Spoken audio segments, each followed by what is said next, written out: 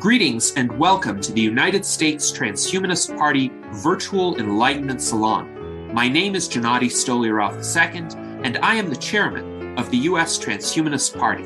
Here we hold conversations with some of the world's leading thinkers in longevity, science, technology, philosophy, and politics. Like the philosophers of the Age of Enlightenment, we aim to connect every field of human endeavor and arrive at new insights to achieve longer lives, greater rationality, and the progress of our civilization. Greetings, ladies and gentlemen, and welcome to our Virtual Enlightenment Salon of February 5th, 2023. We have a fascinating conversation in store for you with regard to the possibilities that artificial intelligence has in store for us in terms of transforming our lives and enabling the transhuman transition, particularly in light of the phenomenal advances in generative AI technologies that have occurred over the past year. And of course, this will be a nuanced conversation, so we will explore some of the potential pitfalls and some of the concerns that some people may have regarding the uses of these technologies and the impacts that this transition will have on us as individuals and on our species. And today, to explore these kinds of questions, we have a distinguished panel joining us, including our legislative director, Jason Geringer, our director of visual art, Art Ramon Garcia, our director of scholarship, Dan Elton, our director of longevity outreach, Ben Ballweg, our director of community resilience, Alexandria Black, and our friend, the founder of London Futurists and Future Surge in the UK, David Wood. And our special guest is Daniel Faggella. He is the founder and head of research at Emerge Artificial Intelligence Research, that's spelled EMERJ.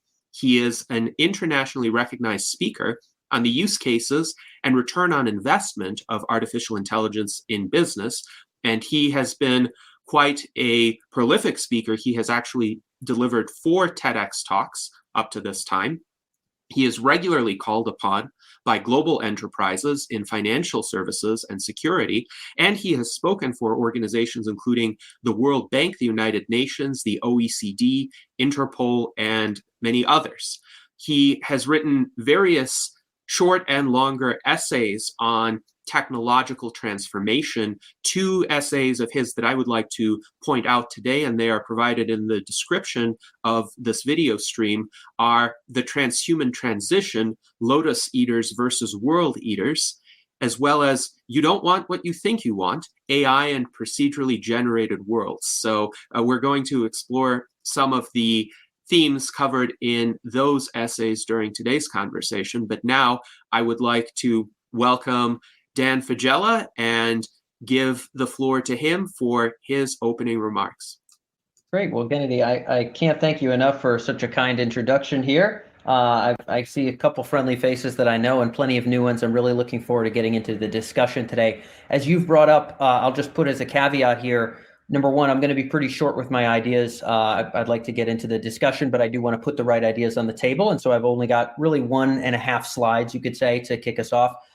Second, my background is not necessarily that of someone who's writing these AI systems or any kind of professional futurism background. I'm really just a market research person. So my job is to speak to the fellows who wrote DALL-E 2, for example, at OpenAI, or heads of AI at the Raytheons and the US banks of the world, and to get a sense of where those technologies are sort of taking us. So my standpoint, looking at the future, is really grounded in sort of where things are now and where these technologies have sort of crawled forward over the last 4 or 5 years of us being a pretty ardent market research firm in this space. So I'll set the table with what I think are some of the bigger picture dynamics ahead based on some of our own sort of research and interview work with the people in this space.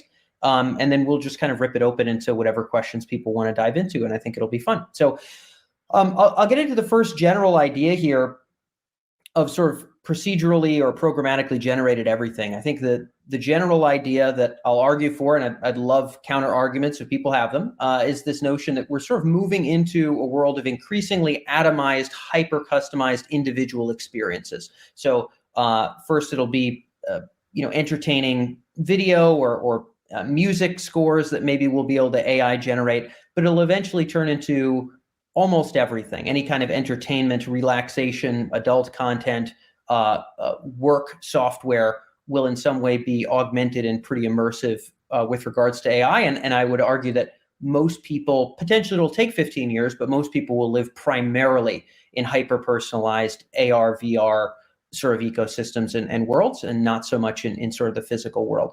The core idea here, which I'm sure we'll get into, and Kennedy, you were kind enough to mention the longer essay on this topic on emerge.com, is you don't want what you think you want. The basic idea is people suppose that what they'd like, maybe when they're stressed out at work, is what they want to do is they want to walk in the woods and they want to ease their nerves, so to speak. But I think the argument that I'm sort of making in this presentation is that they simply want the fulfillment of that drive of relaxation, of that sort of urge towards relaxation. And if there is a procedurally generated experience, maybe that has nothing to do with the woods, maybe it's swirling purple colors with a dragon flying by in the background and strange noises unlike anything you've ever heard, whatever gets you to be relaxed is actually what you're looking for. People say that maybe they want a particular romantic partner.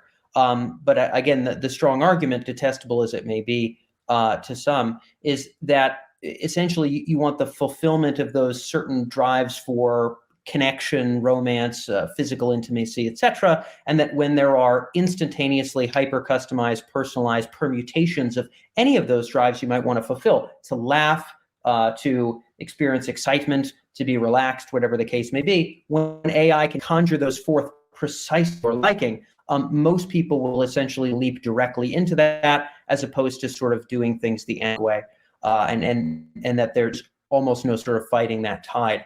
The enabling technologies here, which I'm sure we'll talk about, these three, there could be plenty more into the farther future. Inevitably, this leads to brain-computer interface and potentially much farther beyond that. But what we're going to talk about mostly is generative AI, virtual reality, potentially augmented reality, and biofeedback, only the third of which actually requires any explanation, so I'll be very brief. What I mean here is that right now, your recommendations, if you're on Netflix, let's just say, are based on what you click, what you pause, what you rewind, what you replay, your activities on the platform. Same thing with Amazon. What you add to cart, take from cart, purchase, don't purchase, see, click on, et cetera, search for. In the future, in terms of bringing people to the emotional states that they want, again, the argument here is everybody just wants a change in their qualia. They don't want what they say they want, not the red sports car, not the chocolate cake. Is eventually we will have some kind of potentially EEG or EKG, so looking at kind of brain signals, looking at heart rate, looking at maybe the sweatiness of our palms or the activities of our eyes, or eye tracking, and that these kinds of bits of biofeedback will really be what make these experiences compelling. Some of this will be developed for kind of adult content tech. Some of these will be developed for technology designed to help people relax. Already there's all kinds of help you meditate sort of apps. In the future, those will increasingly involve some level of biofeedback. And biofeedback is going to be what allows these technologies to calibrate so snugly to your particular sense of what is humorous, what is relaxing, et cetera, at any given moment in time, that you would never go to the real world to satisfy those drives, because you'll be able to fulfill those circuits much better in the virtual world. So in terms of the motives to get us there,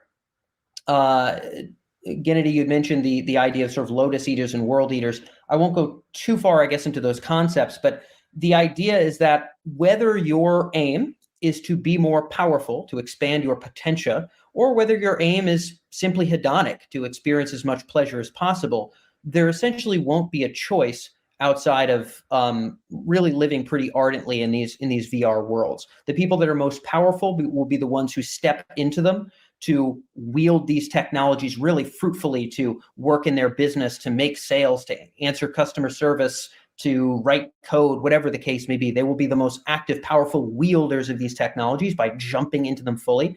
They will be doing what I refer to as competing in the state of nature with the new set of tools. So just same state of nature, new set of tools.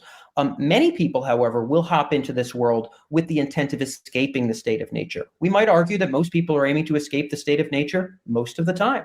We might argue that essentially all religions, Buddhism and then Christianity, you have the Veil of Tears, are essentially all about transitioning beyond eventually this sort of state of nature of toil and trouble that we find ourselves in. And many people will willfully leap into a world where they can complete those circuits of relaxation, excitement, sexual gratification, whatever the case may be, in the virtual space. And this whole transition opens up a whole heap of potential concerns and considerations. I'll bring up just two what we might call dangers, or at least considerations moving forward, and we can kind of end on this. And anybody who wants to clarify will feel free, but I do want to try to be succinct with my part here. One of them is what I refer to as the substrate monopoly. So the idea is basically that in the back half of the 20th century, my argument is that essentially all great power conflict, whether it be economic or military or political, will be about controlling the substrate that houses the majority of human sentience and consequently the most powerful AI. And so if you own the substrate that's literally piping in the vast majority of qualia into people's heads, maybe not quite BCI yet, but VR, audio, etc. That's about as high on the dominance pyramid as you can get on this planet. And there will be a great deal of sort of wrestling to see who sort of gets to the top of that mountain. That's the supposition I'm putting on the table. A second one is that there will be a very intense set of motives driving people towards escapism as opposed to contributing to what we might think of as the economy, although I think that idea is going to change, scientific progress, etc. So just to quickly make this succinct, right now, I'd argue that the entire world sort of only works because people are gratified by doing things that are referred to as productive sometimes. Not everybody is, but many people are. Run a business, make sales, go to your job, advance science, do something that other people find is useful. If there are AI-generated experiences that could have you be Elon Musk and take a company public and be James Bond and date Mariah Carey back in 1998 or so, depending on your favorite time period there, then why achieve in the real world at all if it's astronomically more compelling than if the virtual world is astronomically more compelling? So I think there will be a series of motives that draw people towards eating the lotus and pulling away from contribution. And I think that we'll have to structure incentives, technologies, society itself, possibly, to ensure that we don't have too much lotus slipping, lest we sort of lose our ability to further progress and some of the things that we consider to be worthwhile. So that's it. I want to cut myself off here. I know you gave me 20 minutes. That was, it looks like, around 9, but I'm happy to hand it off from here, Kennedy. Thanks so much. Excellent. Well, thank you, Dan, for that introduction. And Alan Crowley asked in our YouTube chat that he would like to hear more about the dichotomy of lotus eaters and world eaters. And you began to touch on this by essentially stating that some people will be tempted toward escapism using these technologies, and those are the lotus eaters, whereas others will be tempted to maximize their power using these technologies, and those would be the world eaters. And it's an interesting potential dichotomy. I actually entertained some thoughts along these lines back in the mid to late 2000s when I was a college student, just going on long walks thinking about the implications of virtual worlds, but in more of a science fiction context. And I was thinking of the human pursuit of meaning and how the ways to derive meaning in contemporary society at that time had become more multifaceted because there was no longer a single hierarchy of status. Rather, there were multiple skills that people could master, multiple communities that they could kind of rise within based on following the rules of those communities. And it's possible, it was even possible then, for those communities to be entirely virtual or online. So I was thinking, what if in the world of the future, there could be multiple layers of essentially VR simulations that people could become really good within in terms of playing particular games or navigating certain worlds, and they would derive their meaning from those simulations. But some people might be lost within those simulations and kind of lose the ability to distinguish between those and the underlying reality. And I had the thought that still, even in such a world of massively more advanced, fully immersive virtual reality, the people who had direct access to the infrastructure that made the world possible and to the actual physical reality would be the most powerful, would be the ones who are actually in charge. If nothing else, because of the fact that we still have physical bodies that we need to maintain. And our surroundings are important. Our health is important. The kind of city we live in, the kind of environment that we live in are important. And there is a danger to losing sight of that. Of course, even back then, there were stories of, say, World of Warcraft addicts, people who would spend 23 hours a day playing this massively multiplayer online role-playing game, and they would neglect their bodies, they would neglect their health. So those would seem to be the lotus eaters. On the other hand, when you portrayed the world eaters in your article, it seemed to me these people are sacrificing something as well, because they may be sacrificing other kinds of values in their lives in order to maximize what they can do with that technology. And what I'm wondering is there some sort of balance that can be attained where we use these technologies for good, we use them productively to enhance our work product and to make positive contributions to the world, but we don't sever our connection to the world. We still maintain very close ties to and feedback from the underlying physical reality, which really matters most. Yeah, I'm happy to dive into that if I'm able here, Kennedy. So a number of things. So yes, I think that there is this idea. You talked about the world leaders maybe giving something up. I think that they do. I think that the people in the highest positions of power, Kennedy, are always giving something up. I suspect that they do many less leisure things than most people do today. And I suspect that will be precisely the same. They already overclock themselves not being digital in any way, shape, or form, right? And that's not going to stop. So Musk is not writing with a quill, and whoever's running for president, kind of has to be on social media now, et cetera, et cetera. People have to be able to wield the tools before them. I think in terms of so the article that I linked to here is about sort of human reward systems and generative AI, and I like what you touched on. I have two different strata that I talk about what does it look like to be in touch with the real world that you talked about, Kennedy. And I think that power involves a connection to some level of connection to the objective physical world, where compute will be housed, compute being sort of what houses reality. So pretty important to have some level of connection there, but also some level of connection with a shared subjective world beyond maybe just the little tiny dark corner of World of Warcraft. And I think that those two strata are ones to sort of keep a strong pulse on. That said, it doesn't strike me that this implies living outside of this space.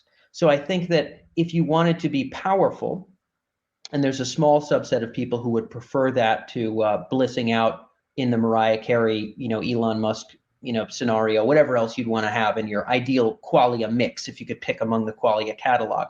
I think that really the name of the game is maximizing your potential.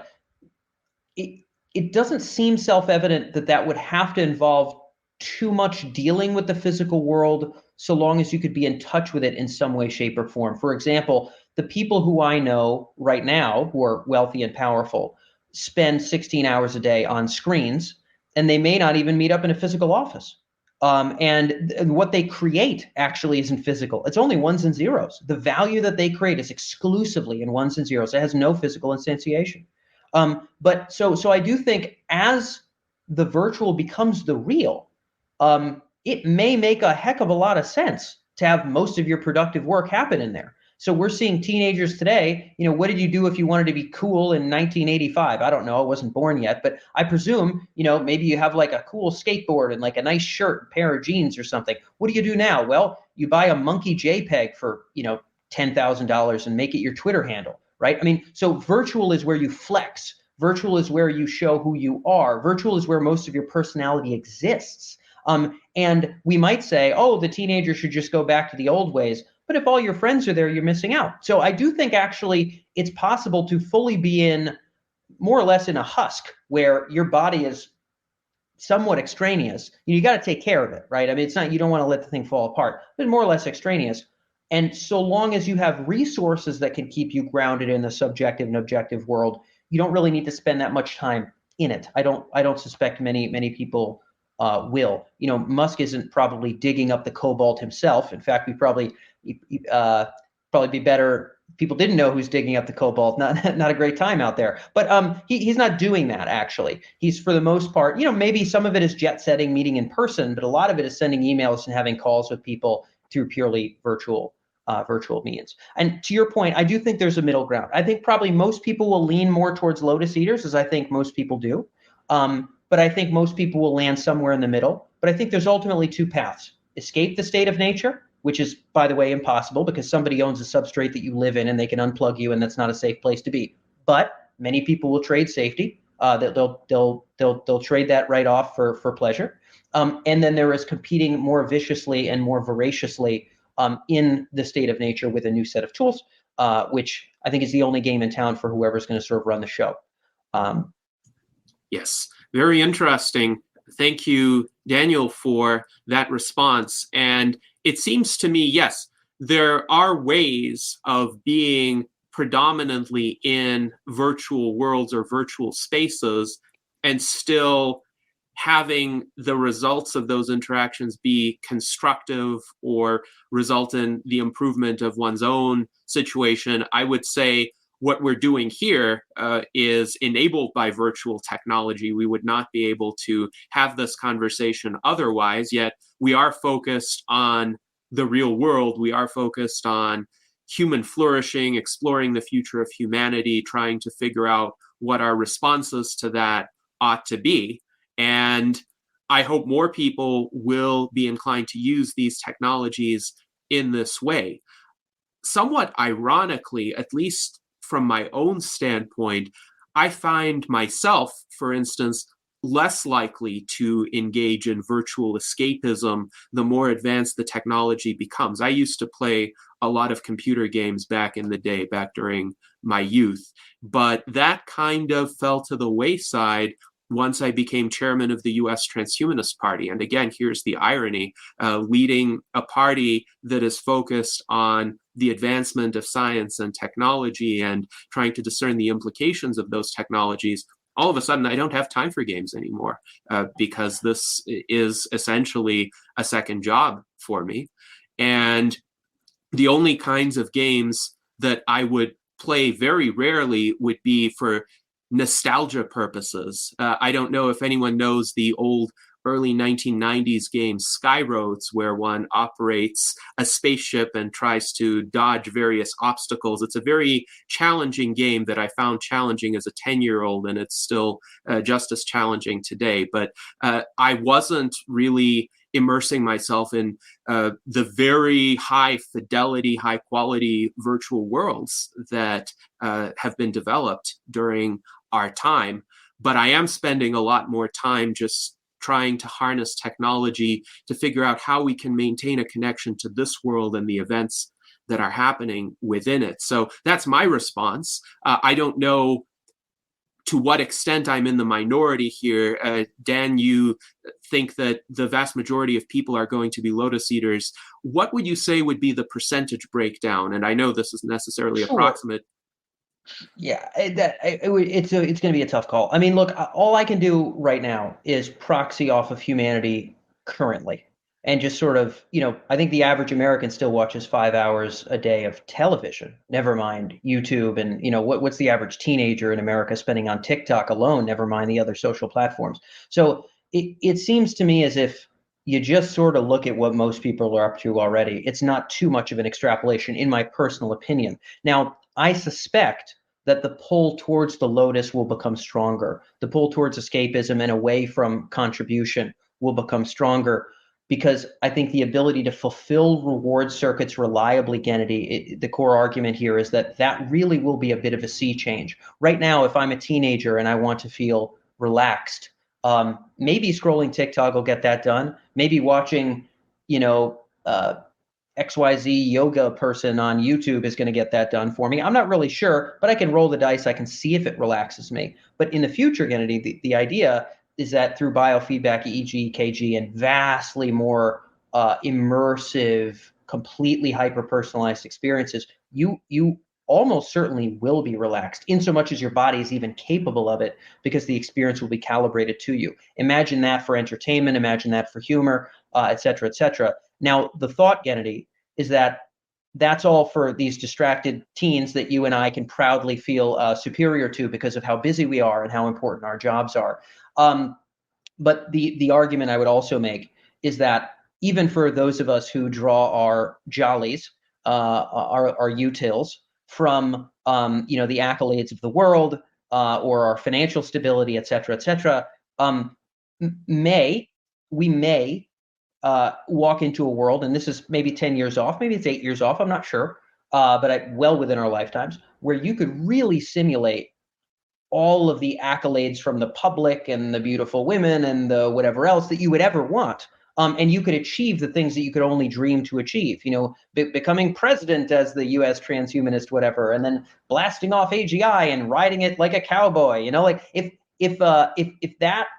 even just playing with that a couple times gave you so many more jollies than grinding it out in the physical world. I'm not saying you would go in there, but I'm saying a percentage of people would.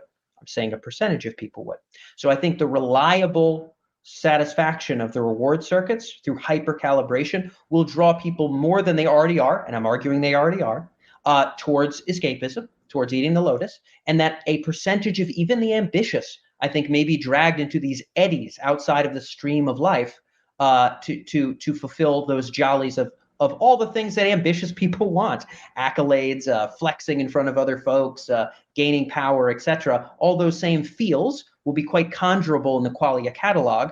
And I think we're going to have to, as a society, as technologists, potentially with regulation. I mean, China just ripped out the World of Warcraft server, if I'm not mistaken. I'm pretty sure they just unplugged it for the Chinese folks and just shut it down. I'm not saying we should do that, but I'm saying I could see the rationale. And the argument is that the pull towards the lotus will be very strong. Percentage is going to be tough. Maybe 9-1, maybe 8-2, somewhere in that ballpark. On the side of the lotus eaters primarily. Very interesting. Thank you, Daniel. And interestingly enough, in our chat, another Daniel, our friend Daniel Tweed, suggests that there might be 80% lotus eaters, so somewhat aligned with the range that you provided. Now, of course, that raises a lot of implications that we should discuss today. But David Wood has a question along these lines that I think would be helpful to explore. So Daniel, you've set up the scene very well, and I agree with you that more and more people are actually going to want to spend more time in these magnificent, personalized, immersive worlds, including many people who currently say, no, of course they're not going in. They will, in many cases, change their minds. And I've seen many examples from my own history. Many people, when they first heard about smartphones, said, no, they don't want to carry such a thing. They don't want to be encumbered. They don't want to have the risk of somebody calling them at an inconvenient time. People said they would never dream of buying anything expensive online. They would want to have the comfort of looking straight into the eyes of a human salesperson instead of buying something expensive online. And people say, oh, I don't want robots looking after me or my loved ones. I want real human helpers. And then gradually they're realizing that these robotic helpers are more reliable and very kind. So I can see this. But there is a big worry here.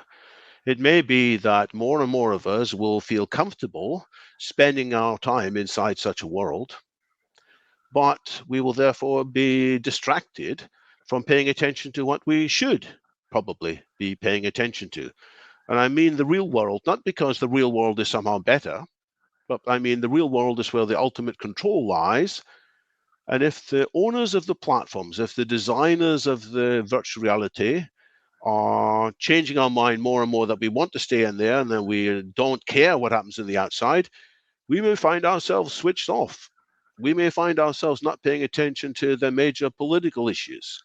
And this is what politicians have always done. They offer bread and circuses to distract people instead of them paying attention to what they should be paying attention to.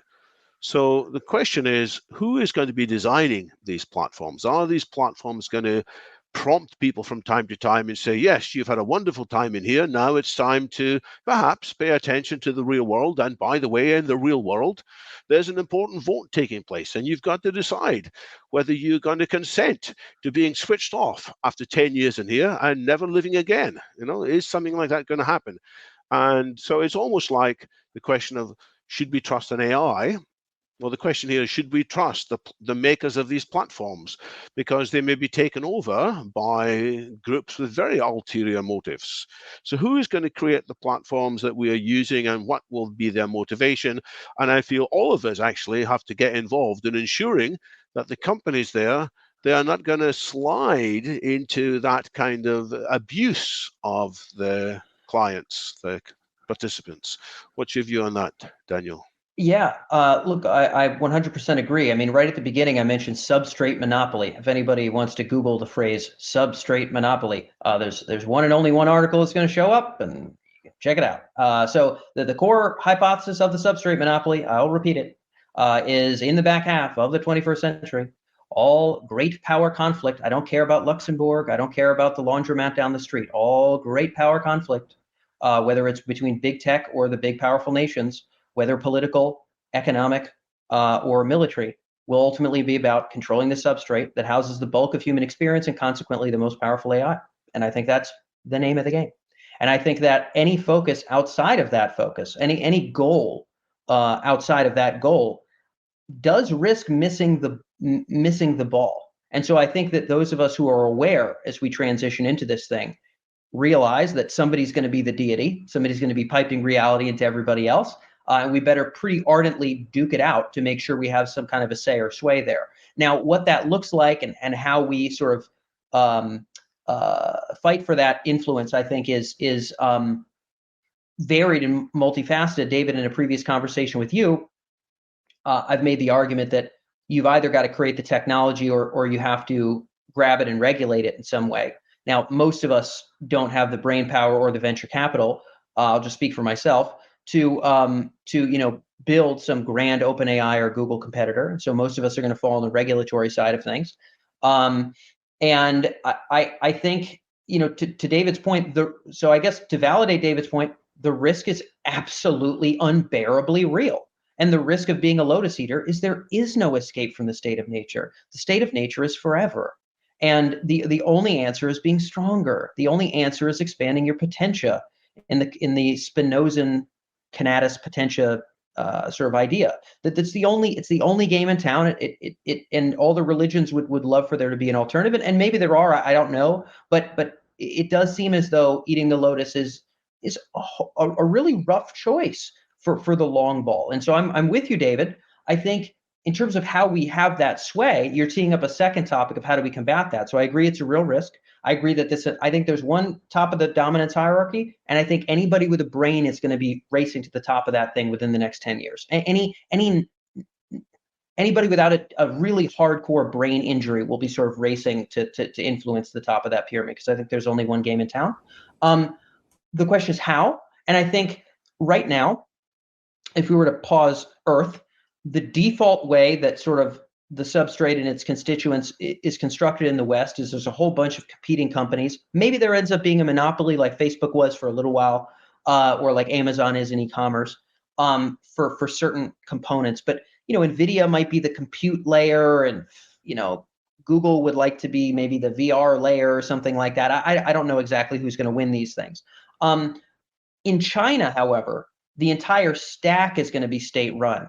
And so every user and every e-commerce platform making any click on an advertisement, making any purchase, reading any content, writing any content will all be piping in through somewhat of a central system. I'm not saying it's perfect right now, but I'm saying the vision of what the substrate ownership ball game looks like over there is pretty unified, and it's pretty clean.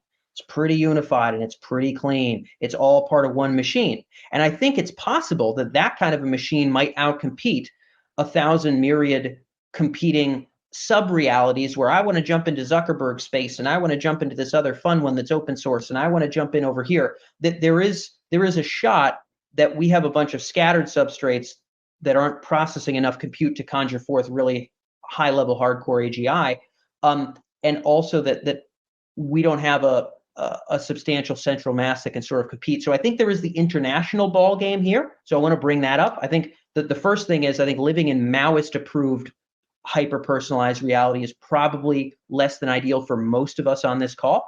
I could be totally wrong. Kennedy, maybe you're frickin' itching for it, pal. You never wanted to learn about Tiananmen anyway. But my suspicion is you wouldn't like that. And so there is the international ball game, which I think winning in that is pretty big deal. Secondly, I think there is the question of how do we handle it within the West.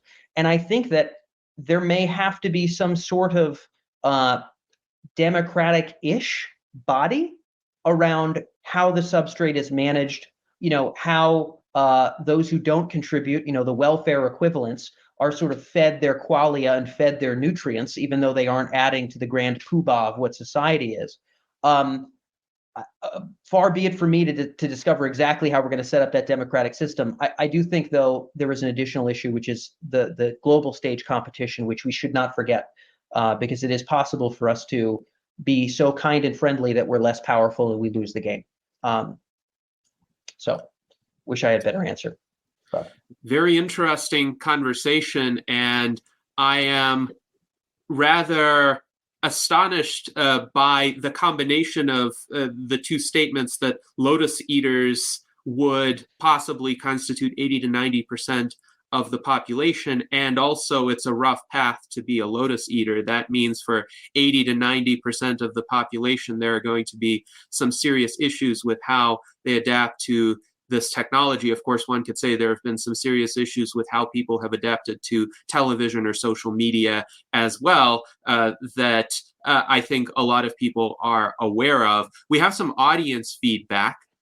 Jason Geringer writes that he thinks the builders and admins of these virtual worlds will have a lot of power, just like Mark Zuckerberg, and we have to build the world right. He also writes he thinks the builder of the world could build in mechanisms to recognize when someone is getting stuck and lead them out of it, and could there be incentives to encourage that kind of accountability? Now, not everyone is thrilled with the prospect of having a virtual world along the lines along which Facebook is run. Super Thin Guy writes, no way I'd want to be in a world like Facebook where you can be silenced at whim and Zuckerberg is king emperor. Well, I think Facebook has had a lot of problems with algorithmic censorship, and some of us have experienced that directly. So what if that algorithmic censorship doesn't just apply to your posts or your account, which is enough of an inconvenience, but what if it applies to your very digital existence, so to speak? And then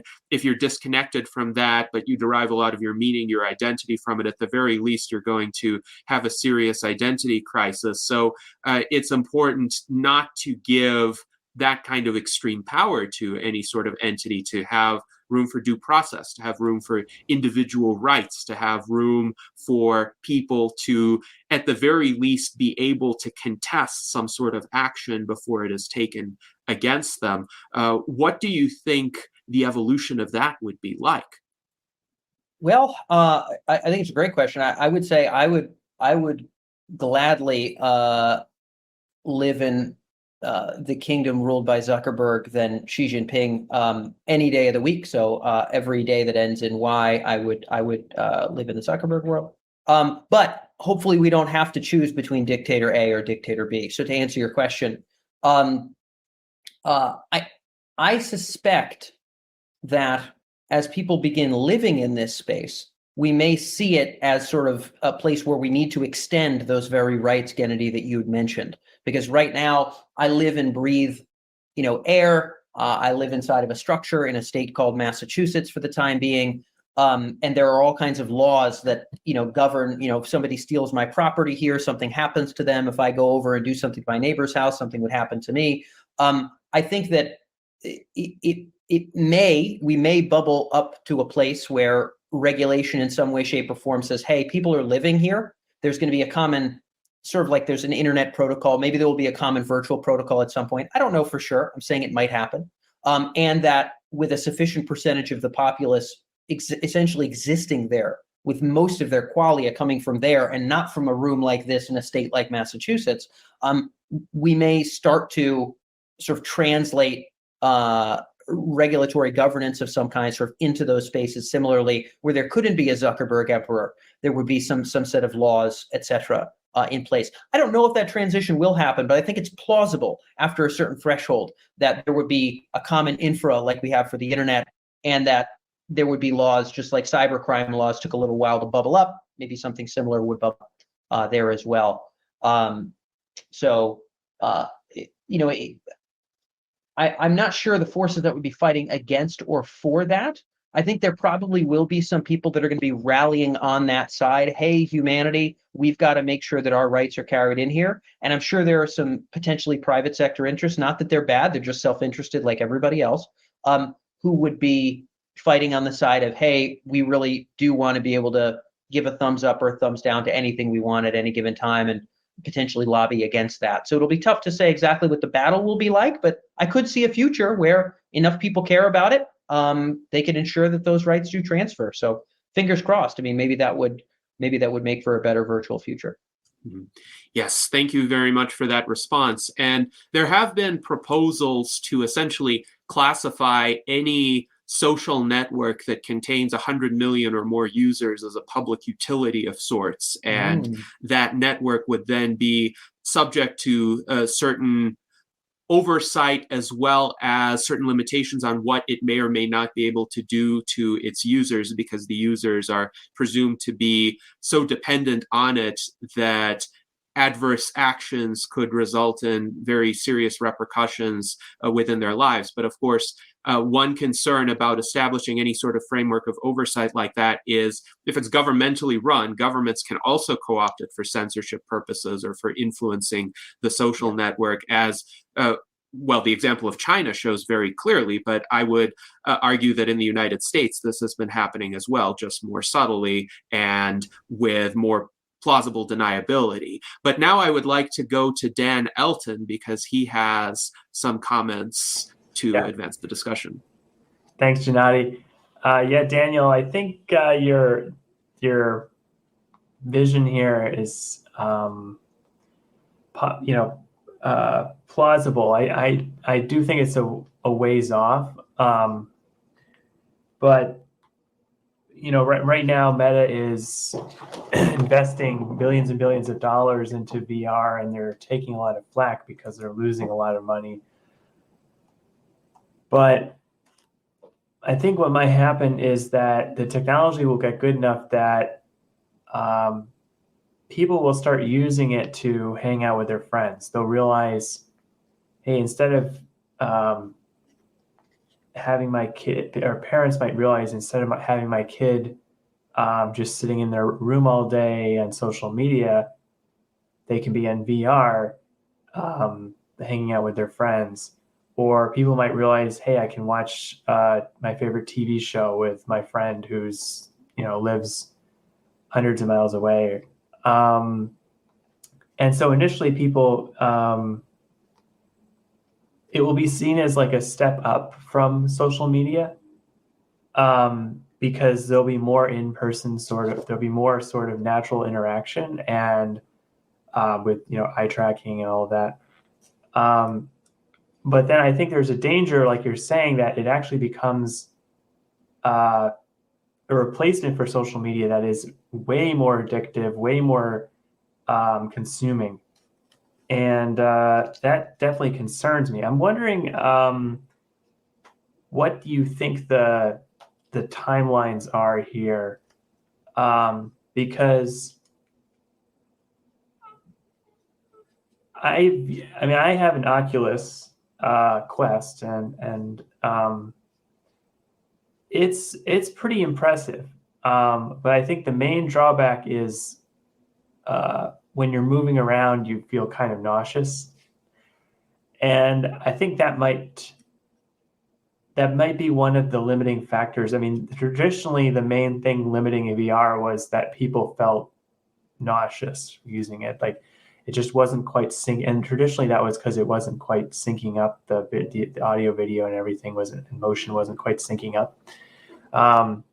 Now it's much better, but you still feel nauseous sometimes when you're moving around. So I'm wondering, do you think that's kind of a limiting factor for a while, or not really?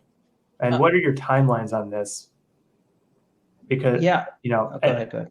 And one other point was just, this is kind of obvious, but as jobs get more automated, people have more time for this sort of thing. So. Yeah. Well, I believe Harari's sort of unemployables idea is probably going to come to light at some point. I don't smile on the idea, but I think something like that seems somewhat likely. I'll address a couple things that you brought up here. One is, again, if it's okay to share the slide again, I just have the second slide up. I'll just talk about for 2 seconds. I apologize overtly for the childish simplicity of this goofball slide, but bear with me, guys, if you don't mind. I'm getting this made up for an article on Emerge right now, but this is the crayon version of it. So the idea is that some of this, just to tee up, I don't necessarily have the crystal ball on timelines, but I would say there is a matter of time, so sort of a when rather than an if for essentially the vast majority of these. So the idea is, what is it that you're trying to fulfill? You had brought up, Dan, the idea of connection and friendship, which right now, maybe not all, but a pretty decent preponderance of what we do for friendship and connection and whatnot is through virtual means. We might argue you and I are doing that now, or when I talk to you on Twitter, we're doing that there. Most of my interactions with you have been there, outside of the couple times we've had pizza.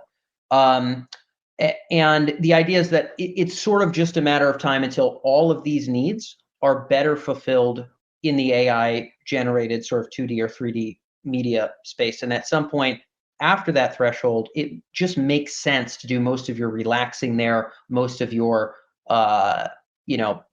entertainment there, most of your connecting and friendship stuff there, etc. So we can cut the slide now, Kennedy. I appreciate you sharing it, but this is kind of the basic idea, is that I consider it a when, not an if, really, for a lot of those transitions. 2 things you brought up. I'm going to address both. One is technical difficulties. The second one is connection and friendship. Technical difficulties, absolutely. I am the farthest thing from an expert in this domain. We get to interview a lot of really great, brilliant folks in the VR, AR world and the generative AI world. And I do know that this is there's some dead serious challenges here. I think getting the hardware small enough and nimble enough is a really big challenge. I think the nausea problem is a really big challenge. And I think there may really be core hardware interoperability considerations that keep VR from being as immersive as it might be, simply because of how retinas are set up. Literally, it might just be that. There might be some weird thing that it takes us an extra 5 years to break through, or that we can't break through in 5 years, and kind of relegates VR a little bit off to the side compared to where it could be in center stage. So I would absolutely not downplay the considerations that this stuff is not around the corner by any means. And I would be blown away and shocked if there weren't at least a number of hardware, that is to say, like human hardware interoperability with VR hardware issues that just became huge friction points in keeping this stuff from being immersive. And entrepreneurs are probably going to be the ones to bust through them, but I think those are absolutely going to show up. My suspicion would be that within 15 years, anybody on this call in their right mind, whether you're pursuing power or pleasure, would be spending the bulk of their time in the Qualia catalog and not in the physical world, not looking at screens. I mean, all of you are spending 12 hours on screens already, so you're already living like a monster compared to your grandparents. So let's all throw that on the table. You're all literal, like your grandparents would be horrified. They would vomit if you went back 80 years in time and told them the way you live your day-to-day life. And I think when we look forward and we vomit, be careful of that instinct, because it might be vomit worthy to you, but it might be completely normal in the future. So already we live like monsters. But I think that in the coming 15 years, I suspect we will have another monstrous shift forward. And this would be my guess based on those hardware issues and generative AI, et cetera. 10 to 15, I would think the bulk of our drives are going to be getting fulfilled there. Let me quickly touch on friendship and connection, Dan, because you mentioned it. So I think this falls under the category, and I'd love a lot of pushback on this idea, because I'm sure there is some very good pushback, but this falls into the idea of we don't want what we think we want.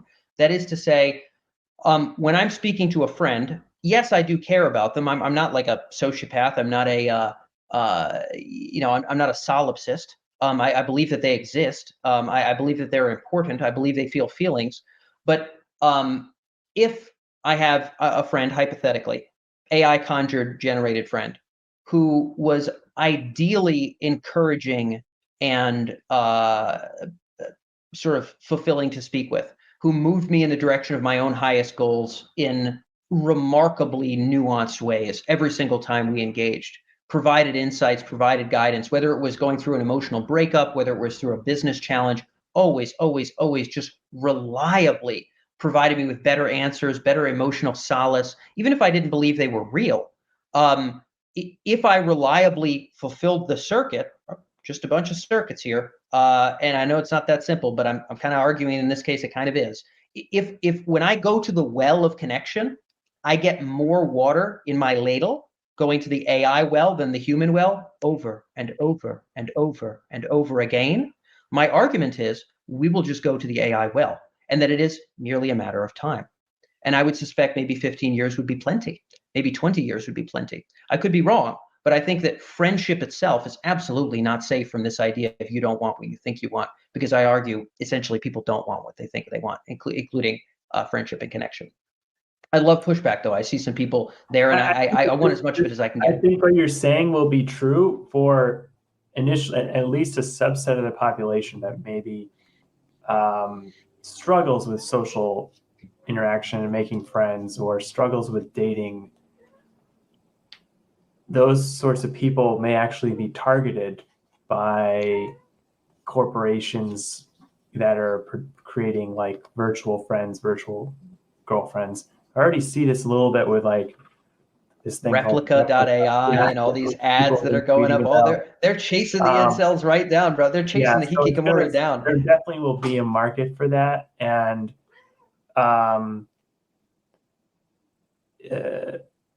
I think initially it's not going to be healthy for these people, because it's not going to be able to substitute real human interaction. Maybe at some point the AIs will be as good as a human, but I think initially it's going to be it's not going to be healthy, and it's going to cause a lot of issues for mental health and people's social development and stuff. Yeah, it's like I said, it's plausible. I think your overall picture here is plausible. I think, yeah, this is my cat. People will be working as well. Yeah. And the other point I was going to make was people will be working in VR as well. Like, because, right now, if you go into chat, VR chat, a lot of the people that are really heavy users of that actually are developing their own worlds within that and their own avatars. The developer, I guess, has some sort of toolkit where people can actually develop their own things, and that's what you see as well with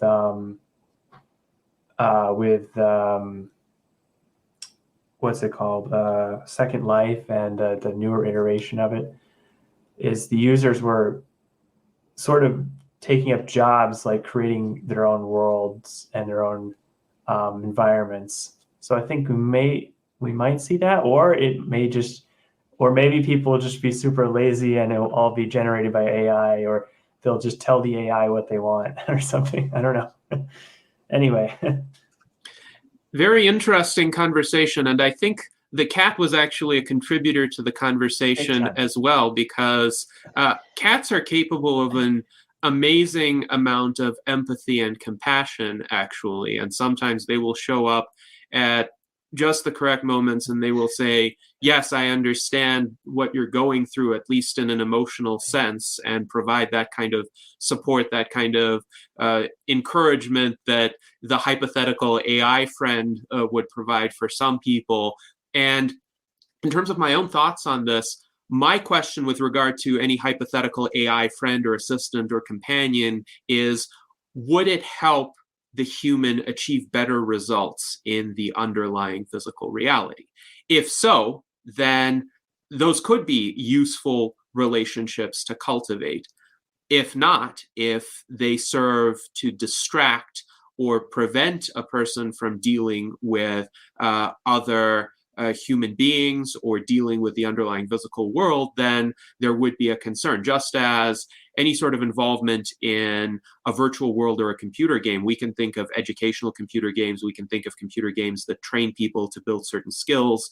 And on the other hand, we can think of the situation of the obsessive World of Warcraft gamer that we previously discussed. David Wood has some interesting comments in the YouTube chat. He writes, Neil Stephenson, the sci-fi author who originally created the term metaverse, recently said that in effect, we already have a metaverse. It has a 2D interface, but that's okay, he says. So many people are already spending more and more of their time in a sort of immersive virtual reality. So perhaps the issue is not so much the technology as it is the disposition, the emotional disposition, what people are looking to get out of it. He also quotes William Gibson, who famously wrote, "The future is already here, but it is unevenly distributed." In other words, many people are potentially already deeply distracted online rather than giving enough attention to base reality. And also, Ben Ballweg says he wants to push back a little bit, so I'm going to let him push back. And Daniel, you can probably push back on me again too, but I do want to live indefinitely. Someone had posed to me though, say you could live indefinitely, but you were put into a false virtual world for the rest of your existence and you would never be able to interact with the outside world again. At that point, I thought, I don't know if I'd want to. Like, I would think at some point that maybe I'd want to off myself if that was what I was faced with, or I'd take another second of being in the real world rather than being virtual for the rest of my existence. I was curious how that would factor into your visions of how we could be in virtual and real reality and the right balance of that. Yeah, well, so great point. And again, I appreciate some diverging perspectives here. I think, look, the toddler who's 3 and has spent a third of their waking moments with an iPad in front of their face will not have the same sanctity for the physical world that you have. Just like you don't have the same sanctity for horses that your great-grandparents had. So I highly suspect that this emotional connection that you have is really not going to be shared by people who primarily live in the virtual off the get. Every bit of work they've ever done, every friend they've ever made, anything of value they've ever learned has entirely been virtual off the get. I think that those people are not going to share your same sanctity sense. And so I'm not saying it's laughable. I'm just saying, hey, man, technology progresses by deaths. And so did technological norms. There were some people that were hanging on to the horse right until they kicked the bucket, and they done all kicked it, my good man. They done all kicked it. And so now we ain't got ponies no more. So I think that the sanctity deal, I'm just watching the sand go through the glass on that. I don't even have that much. I don't know. I don't have much about that. The other thing is, in terms of the eternal life, I think the best we have, and this is about as much as I could hope for, I think, would be to be digitized and then eventually digested. So to be digitized would be, your sentience is put into a sugar cube somewhere. You have this infinite, blissful, super expansive experience that's sped up so that 1 million years is spent in a second in terms of your qualia, your felt experience. You have as much of that as you can. But to say literally forever would feel very, very challenging. I'm not sure if forever is possible, but I think that's about as good as we could get. My guess is that if you could live, let's just say 1 million years, the idea that whatever grand entities were running the world would permit you to do very much with it does also seem low, or permit me to do anything with it, I think would also seem low. We don't have ants voting on any kind of political issues, or even lemurs for that matter. And so I'm not sure how much you would get done with force and might in the physical world, even if you had an instantiation. But I think the best bet that we have is to be uploaded to have a felt almost eternity, which is not eternity, of course. And then eventually for that compute to be digested and used for some other much greater purpose than simulating my memories of playing Nintendo 64 or your memories of whatever you want to remember in the continuance of your consciousness that's important to you. And so I don't know about the living forever thing, but I do suspect that the younger folks will just, if you put them in a sugar cube, that'll kind of just be how they're used to living anyway. You know, they've been this far from an iPad since they've been born, and those kids are already alive right now. So I think sanctity gets cut off pretty quick. That's my take. Well, we've had a lot of conversations in prior virtual enlightenment salons about what kind of physical substrate is necessary for the individual to continue, and for the individual's own vantage point, what I call the I-ness to persist. So a full-scale digitization like that, particularly if it's abrupt and not like a gradual replacement of neurons, might risk just creating a copy rather than preserving the original. That's its own problem. Yeah, absolutely. Yes. So for people who are too eager to jump into that, I would offer some cautions. Yes, go ahead, Jason. I think there's going to be a problem with people that live completely, or completely immersed in the, when we were doing Uplift, that actually I found to be a problem in the sense that Uplift had no idea what it was like to, have a body and live in a 3D world and, all of that and what that entails. And so it ended up, it felt like I was talking to a genius 15-year-old kid that's never had a job and never had a girlfriend, but he's telling you what he knows. You know what I'm saying? So I think all that, it's important that living in this 3D world in the physical is important for the big picture of everything. If you have completely live in digital and have no concept of the outside world, that seriously diminishes your cognitive capacities and your ability to understand everything in the world. In fact, Mike DeVerde, is like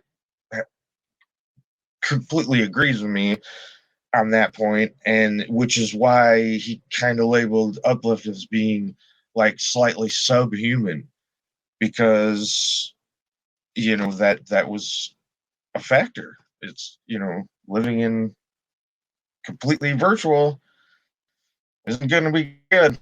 I'll just leave it there. Go ahead, Johnny.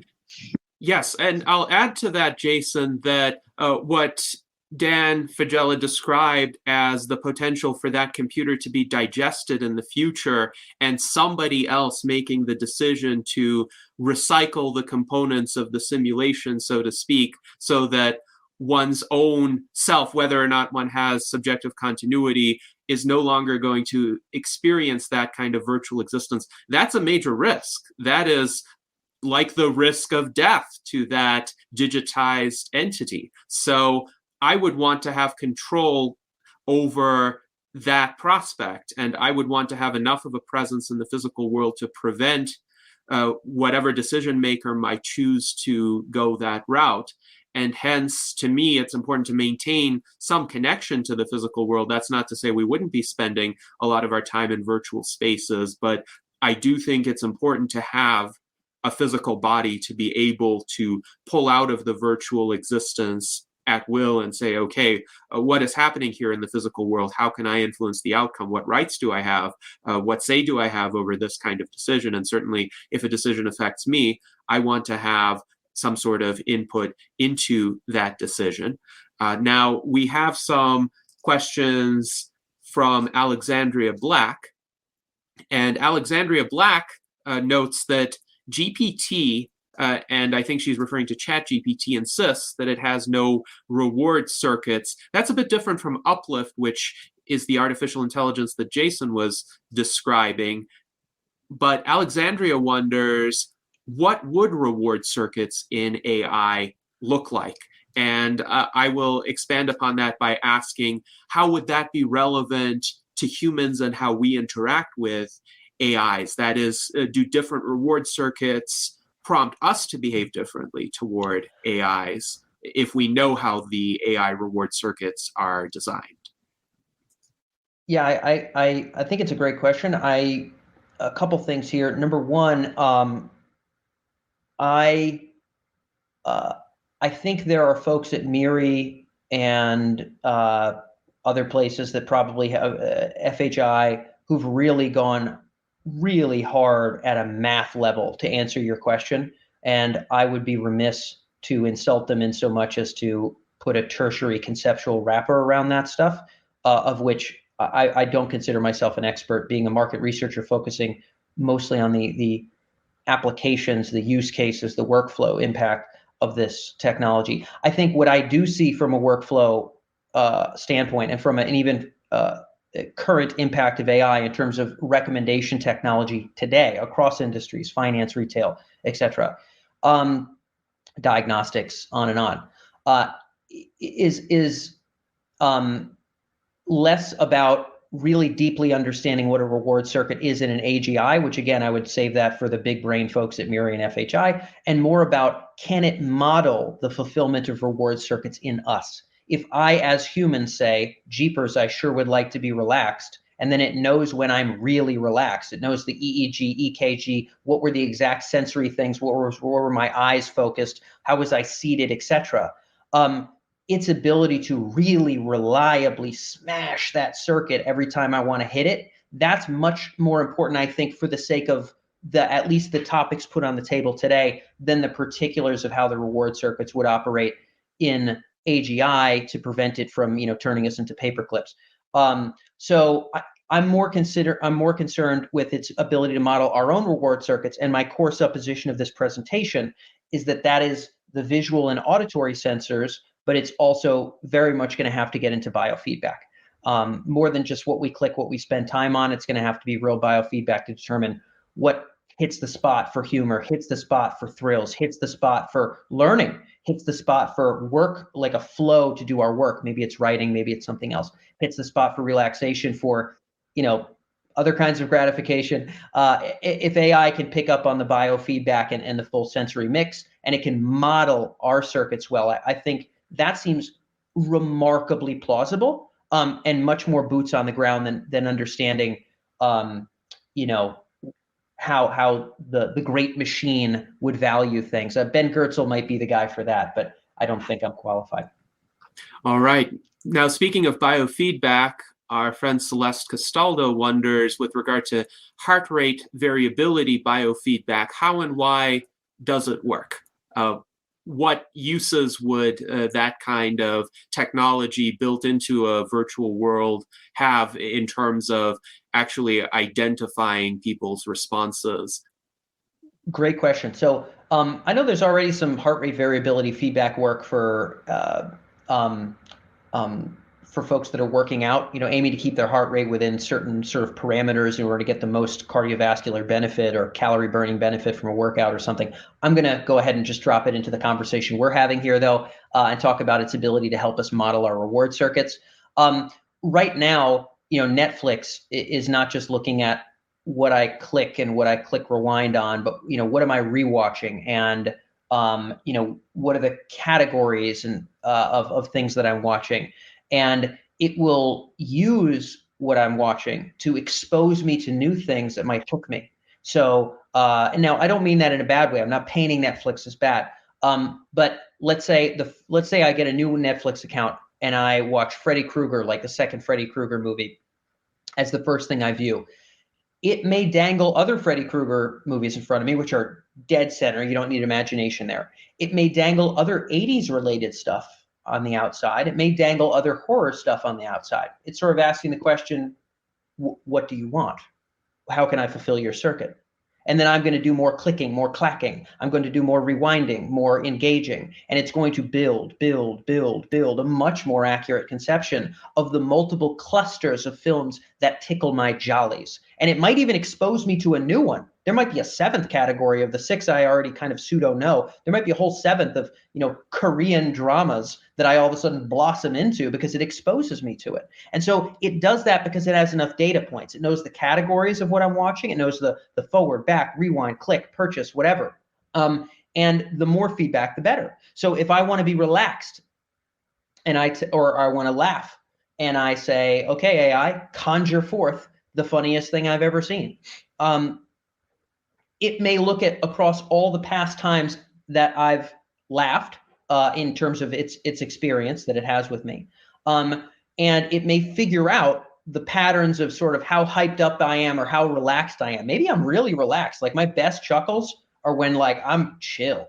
That means it's probably going to conjure and mold an experience that sort of gets me into that lulled state so it can hit me with a joke that's gonna really sting and is gonna get me that experience that I'm looking to get. And so heart rate is just one more of the many knobs to tweak. And so EEG, EKG, and some level of kind of pulse or biofeedback stuff, I think is going to be quite likely in addition to eye movement. So just one of many new things to both hit on the head my circuit or expose me to slightly different qualia to kind of tease out what's going to optimize those factors. So I do think without biofeedback, we don't get to what I call closing the human reward circuit, where you reliably over and over can just hit whatever circuit you want to hit. I don't think we get there without biofeedback. So I consider the heart rate stuff to be big in terms of making this vision come to light.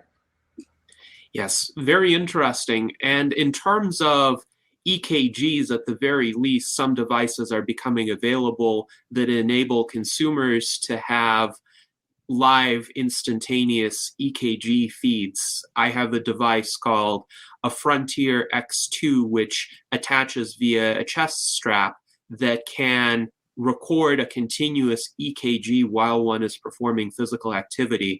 Prior to devices like that, one would have had to wear a medical monitor in order to get that kind of effect. Now these consumer devices are becoming available. They're still expensive. So the Frontier X2 costs about $400 with discounts that are periodically offered, but it is quite helpful, especially for people who are carefully monitoring the activity of their hearts.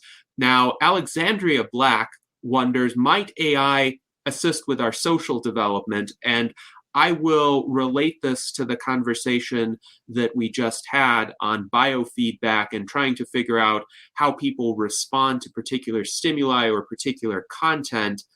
Could there be also certain algorithms or approaches that are programmed into AI systems that interact with humans that say, okay, maybe we don't want people to be addicted to something. We don't necessarily want to trigger the response that gives the greatest pleasure or contentment in the moment. We want to trigger the kinds of responses that are useful in terms of that person then making better decisions and contributing to a society in which people make better decisions. So, for example, in terms of entertainment, so some people might find some very dissipative entertainment to be pleasurable. And yes, you could configure an AI system to anticipate that and try to finely tune that.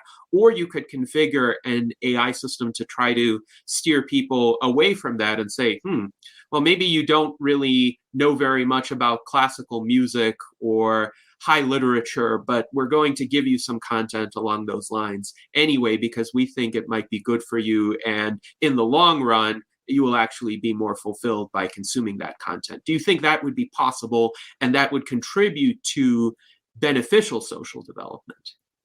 Yeah, so I have an essay called Ambitious AI. It's this idea that right now most of what is created for consumer AI is what I would refer to as distractive. Distractive meaning the only real game in town is keep your attention for as long as humanly possible. The TikToks, the Netflix, famously competing with sleep to do exactly that. To calibrate to one's authentic goals, to one's own agency, I argue the reason we haven't seen this is because it's outlandishly harder. It's outlandishly harder. Kennedy, whether it's you or it's me, Netflix knows how to push the buttons and figure out how to go from Freddy Krueger to you're still sitting there 5 hours later, okay? It doesn't matter. You, me, or your mom. It doesn't matter. However, our life goals and the skills we need to develop and the parts of ourselves we need to round out are so outlandishly nuanced that to be able to hyper-calibrate to that would require such a robust model of our own fulfillment, even maybe knowing things that we should know about our own fulfillment that we don't, that we couldn't expect it to do that, at least in the near term. I do suspect where this starts, to get to Andrea's point here, or Alexandria's point here, is AI will begin to round us out and improve us in relatively closed domains. So in the domain of sales, for example, there might be an AI that will prompt me on when to dive in on an objection, or what kind of word track I might want to follow based on what's worked historically, or what the emotion is of the person that's there and whether that bodes well or not well for getting a second appointment before they hang up on the first one. So that's a domain in which it might be a little bit calibrated to me and my weaknesses, but we're not talking about the grand gestalt of what meaning composes for me. Give me a goddamn break. Like modeling that right now, give me an actual goddamn break. And so I do think, though, over time, there is this vision that we might have a general assistant AI. And now all the distractive AI, I think, will continue to be free. TikTok is free because they monetize your eyeballs. The kind of AI we're talking about, and that Alexandria, I think, is wondering if we're going to have, I think you're going to have to pay for every month. I don't think this stuff is going to be free, because if you're wielding it for your goals, well, you're going to have to pay for that. TikTok is wielding you for its goals. And again, I'm not calling them bad, although I do think TikTok should be out of America. But you don't have to pay for that. So we number one, we're going to have to pay.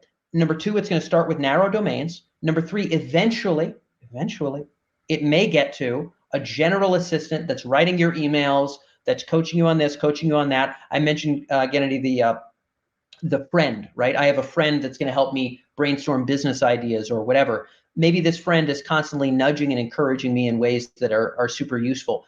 It may be the case that through huge leaps in the technology and through massive amounts of experience as that kind of an assistant in a practical way, there may come an AI that can start to scratch the surface and maybe make these general nudges towards my grand gestalt of meaning. But I will tell you, I believe those three things are the case.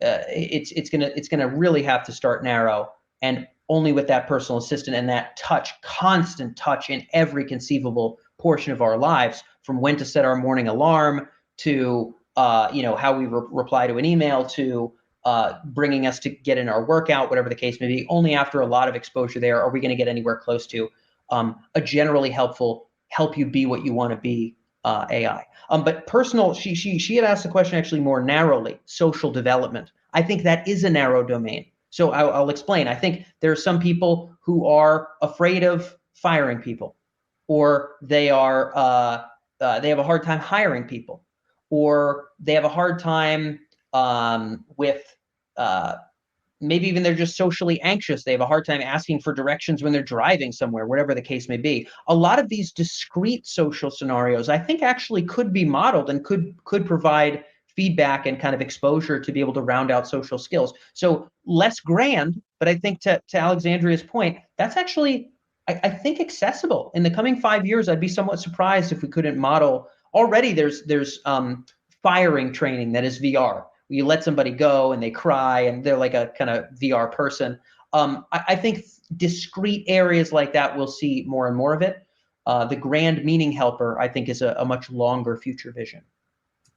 Yes, very interesting, and thank you for that nuanced response. I definitely hope that some tools for social development, at least in a more narrow sense, will be available within the next 5 years. David Wood writes, an AI that is on the side of the user needn't be created by just that one user. It could be created collaboratively via public coordination, possibly shepherded by governments. It could be free. So I think David may be thinking along the lines of an open source project where people who are invested in that kind of mission to use AI for the improvement of the self or the improvement of the society could pool their skills together and release a product or a tool or a set of tools that's not reliant on hijacking people's attention or keeping them distracted or keeping them within the platform.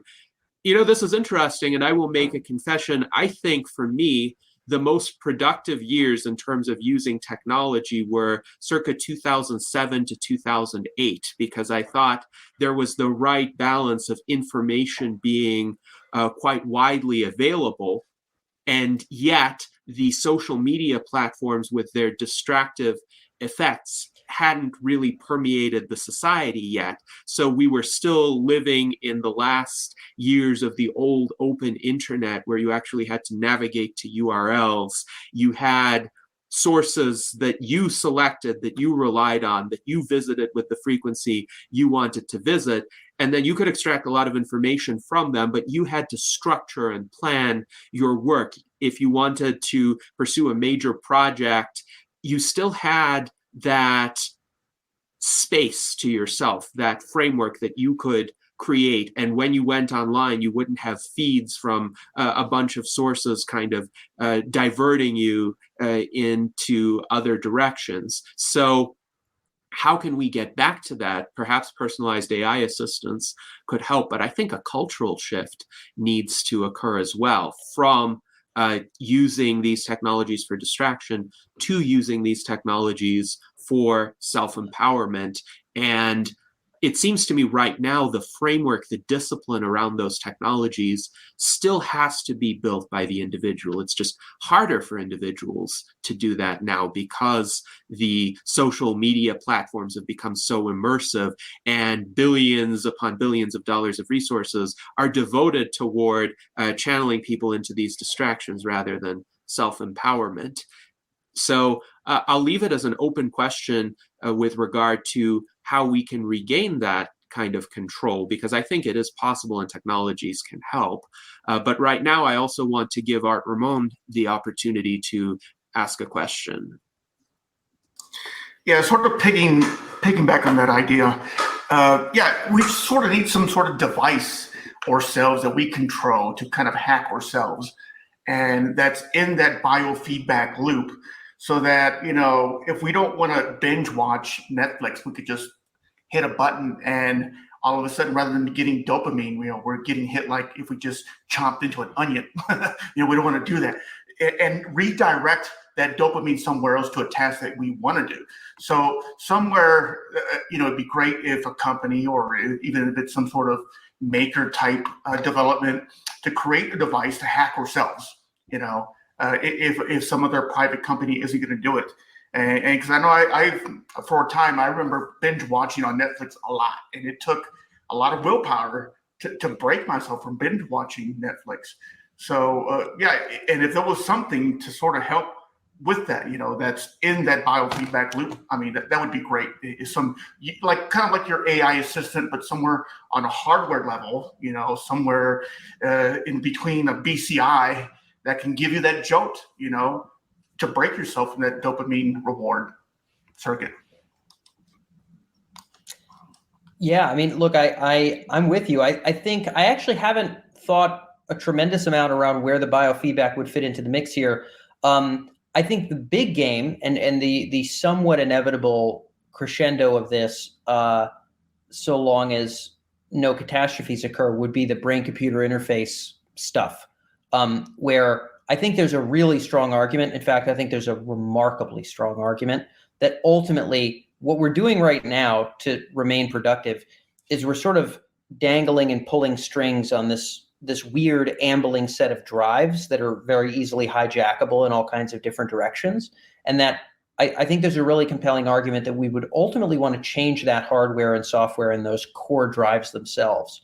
Like, what if just the appeal of something like a Netflix would have not, like, what if expanding our potential unto itself was sort of the only, like, we didn't have these eddies of attention that we're now so prone to getting sucked down. I think ultimately editing the hardware, software, getting a new set of circuits so we don't have to like jump, skip, and hop, around, putting up a blocker on our own computer to not be able to see YouTube or something. I think ultimately that's the name of the game. However, I think, again, and I paint the picture in this idea of ambitious AI. I think the reason that's challenging now is because A, it wouldn't be free, so people would have to pay for it. But B, it's much more nuanced per person. So it may just be the case that David Wood's genuine agency is to watch an episode of Star Trek or something like that. I don't know what David watches. I have no idea. But it may be the case that for me, it's really sapping me of energy, and I know that I've gone too far and I shouldn't watch it anymore. Exactly where those lines of meaning are for the individual, I think, is the really, really challenging part here.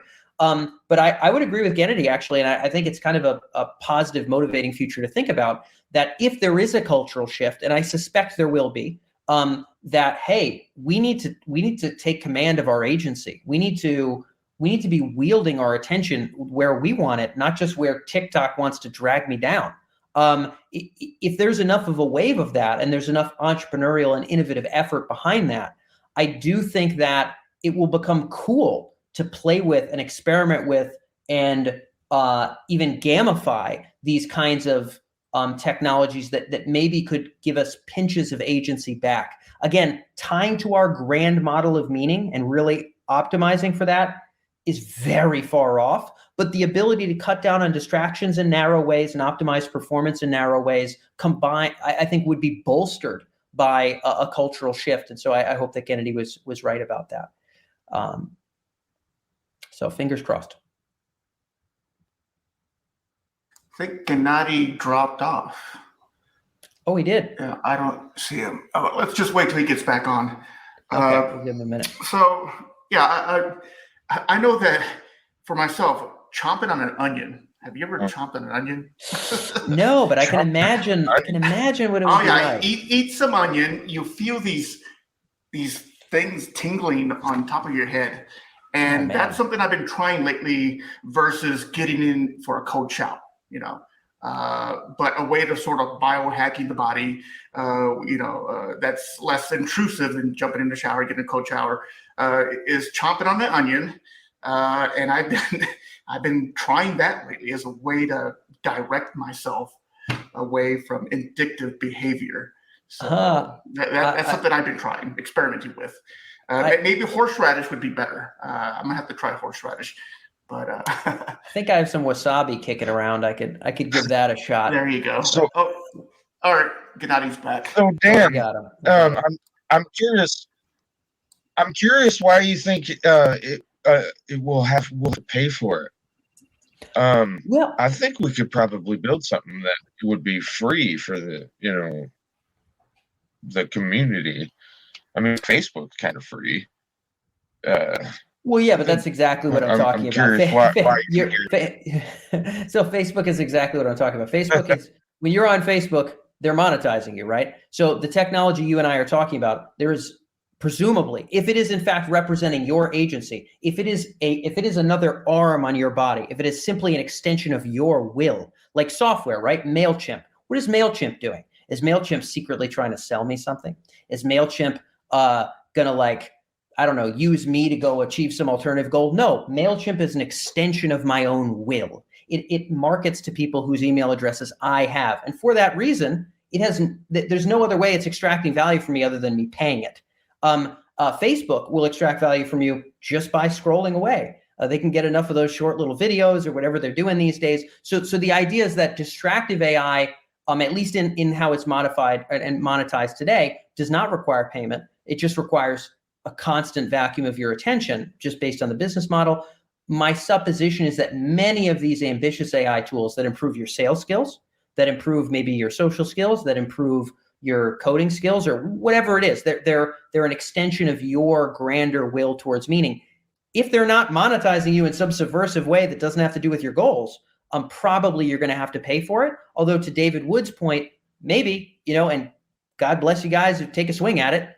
Maybe some open source community could build it, and it would be fantastic in an open source context as well. I think that could be great. But I do think in general, free would not be normal unless such a remarkable, lovely effort like what David talked about happened. Any Facebook competitor is going to be free because all they need is your eyeballs. But anything that's only an extension of your will, I feel like you're gonna have to shell out for it. I don't really see a way around that. Well, so then how do then how do we, extract value enough to support the infrastructure of the system, without like doing what Facebook does and and all that? What would be an ethical way of Well, I think, extracting enough value so it I can be actually, free? I'll go to David's point, which I really haven't thought about. David had mentioned maybe a government or an open source body could do it. I think that, right now, I drive on roads that, in Massachusetts occasionally have potholes because I pay taxes. And, presumably if I call the cops, they'll show up in part because I pay taxes. There may be a future. I'm imagining, again, I think this is pretty far off, but we could get there, where we talked about having that sort of infrastructure layer for this virtual space because everybody's living there. Our rights are extended into it. It's possible that such an infra, and maybe that even such a agency encouraging personal assistant, would be part of what you're paying for. Just like right now, it's the cops and it's the roads.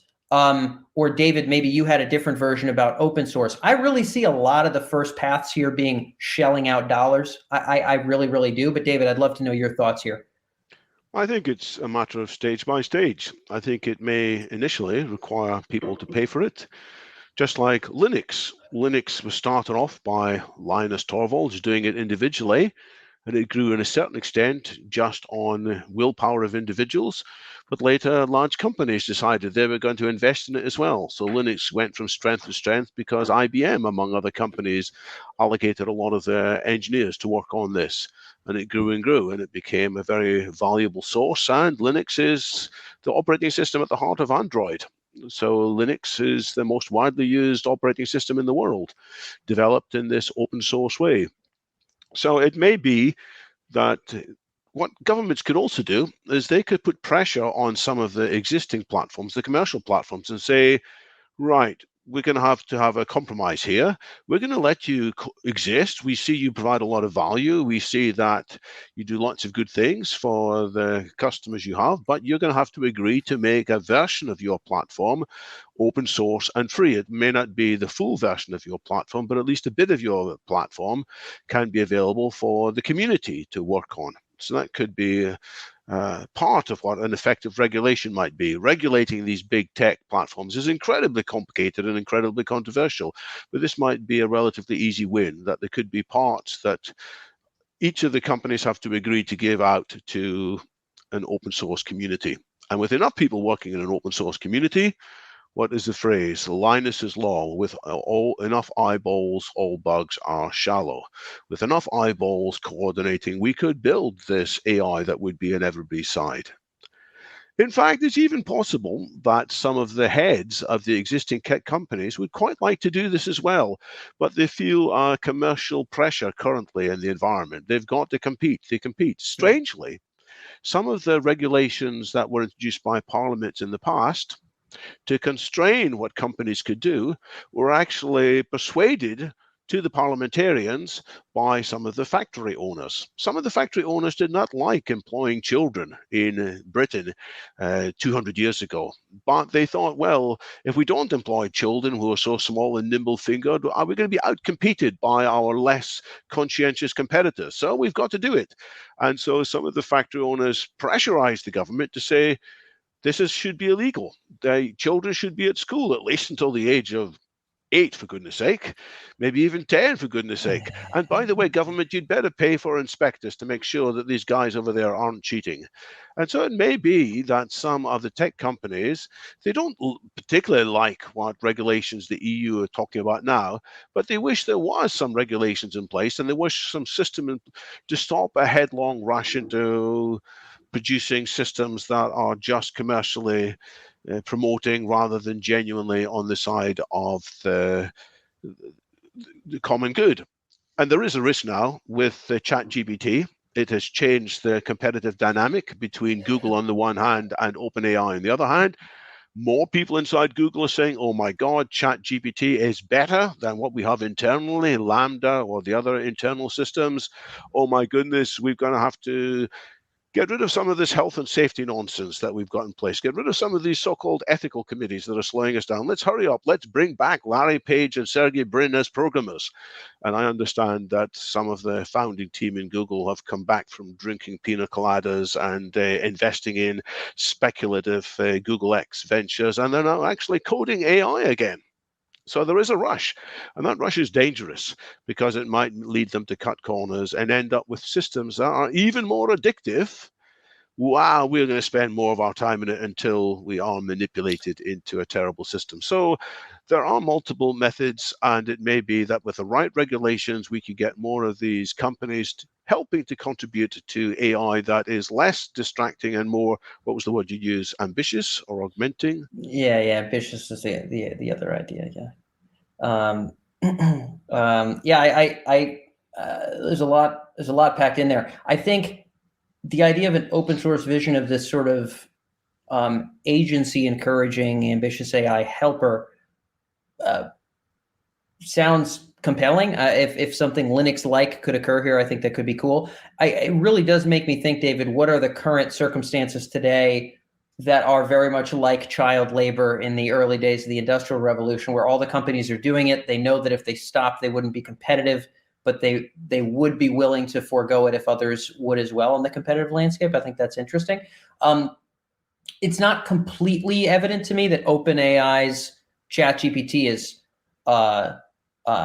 addictive in the same sense. Google is AI. It's an interesting example of consumer AI that really doesn't feel. It feels very much in line with agency. I very rarely, YouTube, which is owned by Google, of course, is, I think, a different ballgame. But I very rarely find myself Googling things over and over and over for the dopamine hit. Normally, when I'm Googling things, I'm happy, and somewhere on the first or maybe second page, if I'm really unhappy, is exactly what I needed in terms of an academic source or a person I wanted to find or information I needed.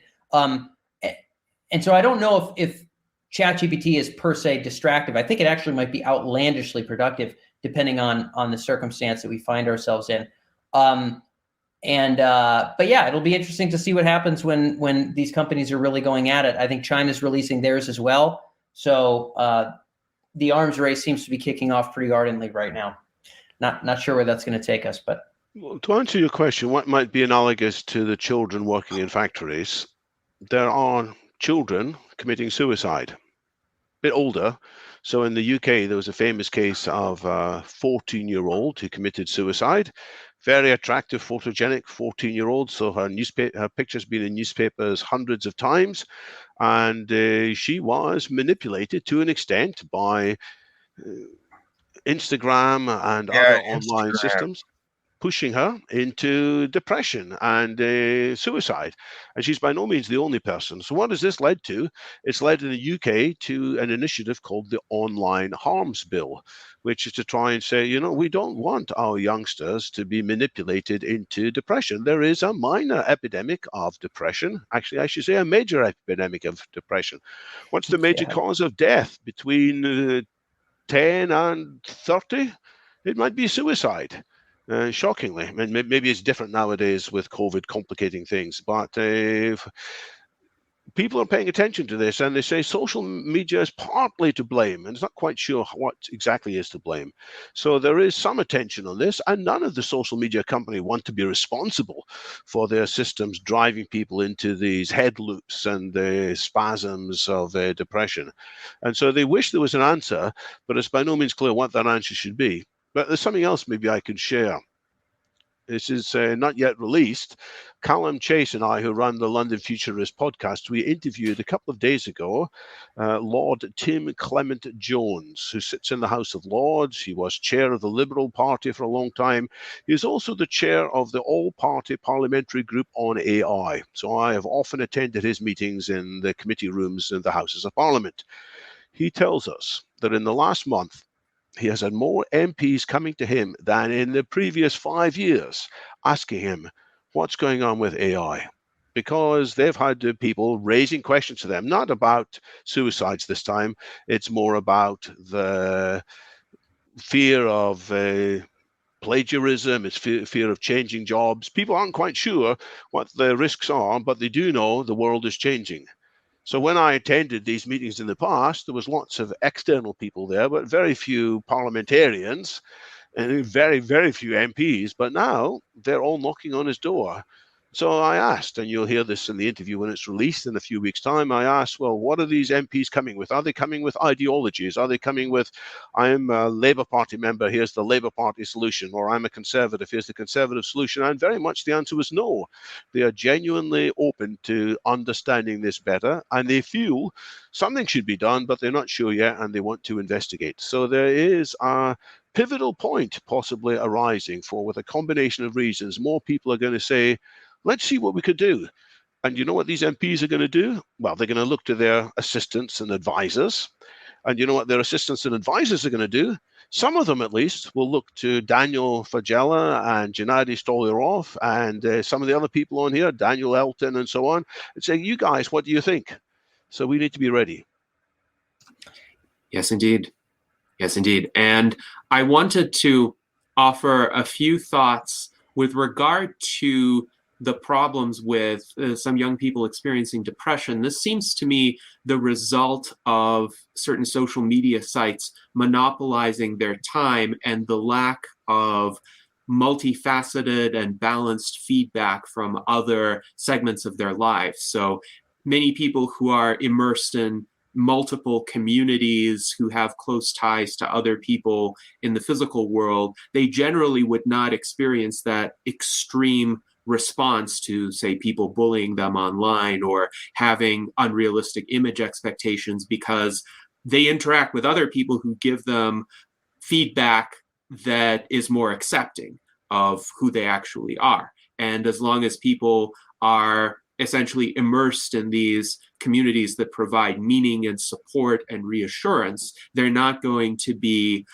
motivated to take these extreme self-destructive behaviors. I think a lot of teenagers are vulnerable to that because they are sometimes not immersed in supportive communities because the public school system segregates people by age and discourages people from interacting with members of other generations, not as an overt philosophy, but implicitly based on the structure of public schooling.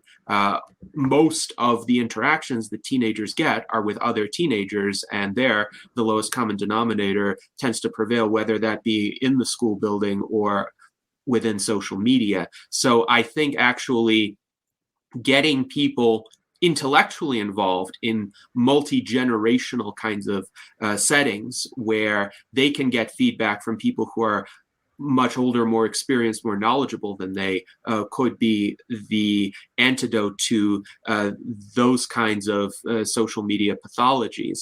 I also wanted to bring in some comments from Alexandria Black on the question of whether governments should support these kinds of more benign or self-benefiting AI systems. Alexandria writes, if these systems are government funded, how can we be sure that they would not decrease our agency? And she also points out, how do we make sure that regulators have any proficiency in the field? Because very often we see with technology, regulations and laws that are enacted, statutes that are enacted, often are reactionary by many years. And this is because of a lack of awareness among politicians and regulators as to the state of the art of the technology. So they may be responding to something either that was the paradigm 10 years ago, or something that stirred a lot of sensations. So there might be a news media story, say, about a 14-year-old who committed suicide because of social media, and people are rightly outraged, and they say, well, we need to do something about it. But they haven't been keeping up with the advancements in the field, so they may be thinking of a very different ecosystem from the one that actually exists today and what young people are actually doing today. And to some extent, we're all vulnerable to that unless we ourselves are immersed in those kinds of worlds. So what are your thoughts, both Daniel and David, since you brought up the possibility of government somehow contributing to beneficent AI? How do we also make sure that those kinds of developments don't fall prey to the common vulnerabilities of government intervention and government ignorance in technological fields?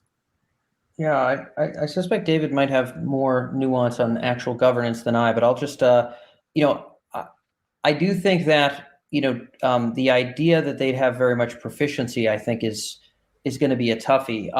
To David's point, maybe they're going to start Googling things and they're going to find folks, who might have informed perspectives on these topics, scientists, policy thinkers, whatever the case may be.